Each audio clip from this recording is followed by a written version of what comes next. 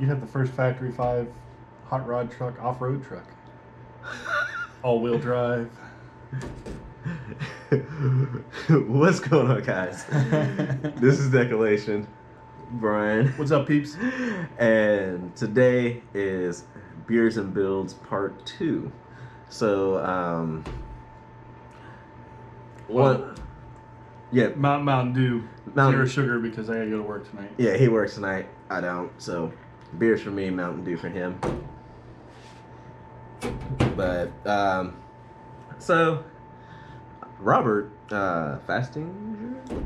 Sorry, I don't want to butcher your name, and I apologize, so I want to make sure I got it right. Lastinger. Robert Lastinger. You actually had a very, very good comment on our last Beers and Build installment, and you pretty much was asking about, like, what companies do we trust and go after for we'll get our parts and how we go about researching them and stuff like that. So I'm going to talk about, like, based off of my research, and I'm very familiar with the LS engines based off all the research that I've done. For anything LS engine related, Texas Speed has been my go-to. For my personal, I found out about them by watching some bigger YouTube channels and how they've always been on top of, like, customer support. And that's a big thing for me. You can get good parts, but, like, if when you run into issues, you want the companies to back you and be there for you. And I've heard nothing but phenomenal things from Texas Speed. A lot of the fastest LS engines out there have Texas Speed parts on them. I'm not gonna say every single one of them, but a lot of the really fast LS engines have Texas Speed parts. So that's kind of where I've kind of gone to with my engine aspect. Brian is more old school with his engines. Yeah, it's like you stick to the big names. I've always liked Edelbrock headers, Edelbrock cylinder heads, Lenati pistons. Actually, pretty much Lenati everything else. Crank. Cams are cams, pretty much in those Ford engines. So as long as you do all what you're shooting for, so you get the right lobes and everything else in there, they all work out pretty well. But I've just been a fan of Lenati and Edelbrock. So when I finally get around to building the other engine for whatever car we decide to shove it in, which there's been some other thought process in that, but we're not gonna delve too far into my project until I actually buy one. Yeah, we're not gonna talk about that. And we have somewhere to put it. Yeah. Gary's running out of the garage. I'm out of garage space. I'm not running out. I'm out. Benito, and I'm still buying cars. I don't know what's wrong with me. So that's what I was going to, and it's always been any parts I've done for those Summits there. If I don't like what pops up on Summit, I'll just go to Jegs. Jegs is the other good power one, so they pretty much have all of the same stuff. It's all made by the same people, so it's just a different supplier. Who you like to buy from. Yeah, I'm also a big Summit spender. They got a large portion of the money out of this build for a lot of stuff as well. And kind of what he said, some things I couldn't find at Summit, I would find at Jegs. I didn't get a lot from Jegs. There's a few things. My drive system, the ICT Billet drive system, I believe that was all at Jegs. I couldn't find it at Summit.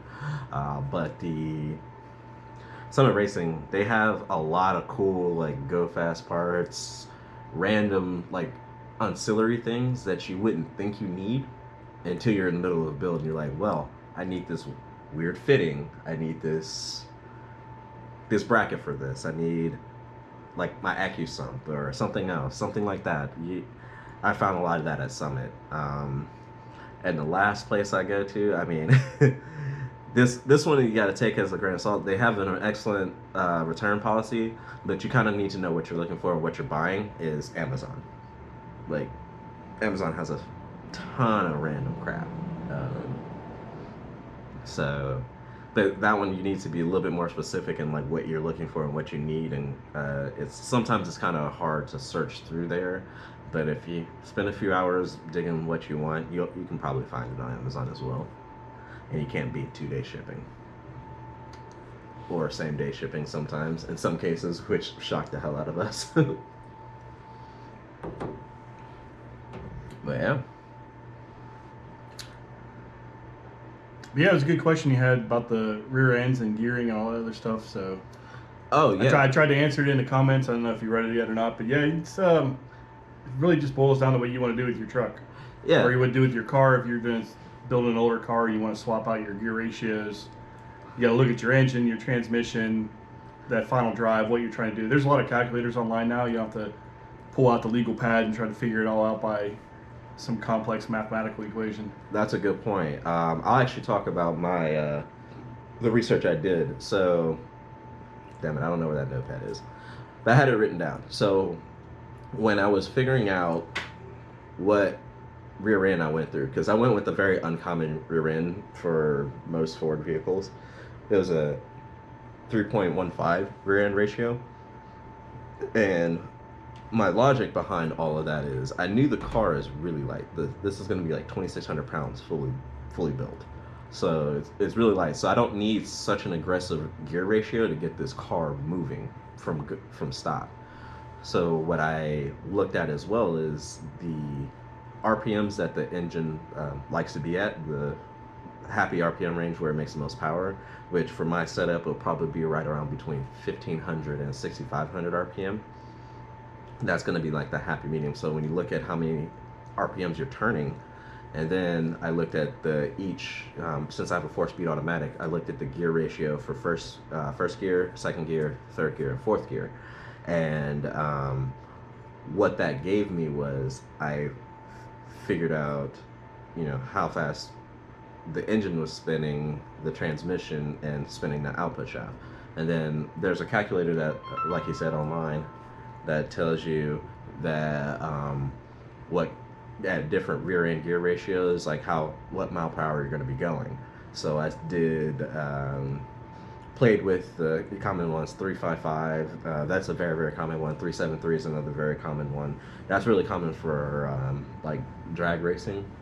Up to 410 gears, I've seen that as well. I think like 410 and higher is usually used for 1/8 mile though, because it gets you a lot more aggressive off the launch, but you lose top end. So the higher the number, the more aggressive the acceleration, but you suffer on top end, and vice versa. The lower the number, the less aggressive he is on acceleration, but the higher top end speed. So with me, I knew this was a street truck. I'm going to do some drag racing with it, but its prime purpose was street drivability. So with those calculators as well, I'll see if I can find the one I use, and I'll link it in the description because it was really good. I was actually playing with what engine speed I wanted to be at 70 miles an hour, because I didn't want the engine screaming while just cruising at highway speeds. I wanted this to be a good, comfortable cruiser, and I think it broke down to being about 17 or 1800 RPM at highway speed. And then with choosing the 315, it actually gave this hot rod truck a theoretical, I'm not going to say its actual top speed, but a theoretical 212 mile an hour top speed based off of gearing. You see the truck. Aerodynamics is not going to let it get anywhere close to that. But gearing limited 212 top speed for the truck, which is kind of cool. I figure probably aerodynamics is going to stop me around 150s, 160s. I mean, you can do a calculator. I'm not good at the math because there's some assumptions. You got to calculate frontal area and all this other fun stuff. I'm not good at that level of math. Maybe I'll have Brian sit down and figure it out for me. Professor Brian will pull out the whiteboard. But yeah, that was kind of like my thought process behind the whole thing. I really wanted to make this a very comfortable cruiser, and again, it's 2,600 pounds. Even with 315 rear gears, I mean, you guys probably saw in the video where we drove it, it has no problem lighting the tires off. Zero problem. But yeah, you have anything to add, Brian? No, not anymore on that one. That was it was a good question. Yeah, that's things. Especially if you haven't worked on cars in depth before, or in depth, not yeah. depth. That's right. It'd be nice to work on cars in depth. Actually, give you something to do. Yeah. But in depth, and you're looking at building stuff. There's a lot of those. I mean, I've watched videos where the guy talked about how to pick the right cam lobe measurements for an hour. Yeah. So there's lots of stuff out there. And I say the joy of the interwebs is you can find videos like that if you haven't. Because I knew what I was looking for in cams, but I never did the whole calculation where you're doing that and your stroke height and all the other stuff and the CC volume of your heads and all that other fun stuff. So there's a whole lot that has to go in to do that. And determining compression ratio, which then your compression ratio also determines what type of fuel you have to run. Because if you have it too high, you have to run what's the word I'm looking for? Like a detonation resilient fuel, such as E85 or like in meth. Yeah. So there's a lot that kind of goes into it, and I mean I spent hundreds of hours digging into the build of my engine. So, but yeah, that's stuff to kind of look at, and some of the places that we also called, like we talked about, like Texas Speed, Summit Racing. I never really called JEG, so I don't know about them, but they have techs on hand. So like if you're say you're doing research and you're going into something like that and you're like, okay, I'm lost in the weeds, I need someone to try to explain this to me, or like something that you're trying to build and you're like, hey, this is what I'm kind of trying to do, they can guide you in the direction that you want to go. And don't be afraid to call them and use that. Like they have that resource available for you, which is nice. Yeah, like Texas Speed, I talked to them a few times when I was specking out my engine. Oh, and the final resource, local machine shops. If you look at the resource, the reviews and everything, the machine shop that did the work on my engine, older gentleman, you can tell his most of his equipment was from the 40s, 50s, and 60s. So when stuff was built right.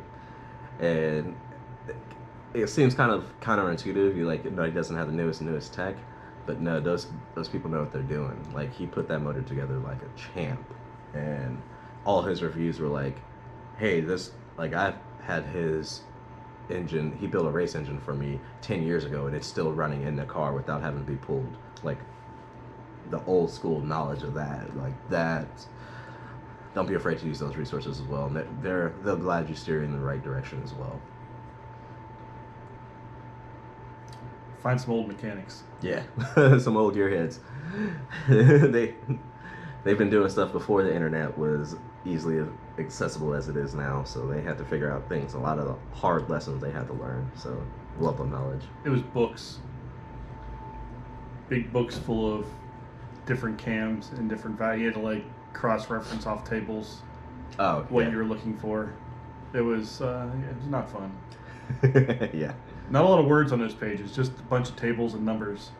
And you had to match your exhaust valve size, your intake valve size, everything, and try to find lobe separation, cam angle duration, lift. There's a lot of things. And that's just picking a cam. We're not even talking about pistons or anything else. So, but yeah, that was a great question. We really appreciate it, and hopefully we provided some clarity and didn't give you more questions than answers. But if you have more questions, throw them in the comments. Yeah, throw them questions. We'll gladly answer them. I kind of like this segment, so it's kind of cool. We don't really get to talk to you guys much, so yeah. Anything? Alright. Appreciate you guys watching these videos. If you like this type of content, comment down below, let us know, and give us any suggestions, any other topics you want us to talk about.